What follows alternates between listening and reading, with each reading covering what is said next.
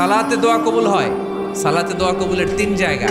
একটা হচ্ছে তাকবীরে তাহরিমার পরে আমরা সানা পড়ি না, আমরা তো একটা পড়ি। আল্লাহর হাবিব সুন্নাহ এবং নফল নামাজে আরো পড়তেন সানা, ওই দোয়া কবুল হয়। 2 নম্বর জায়গা সালাতে সেজদায় পড়ে দোয়া করলে কবুল হয়।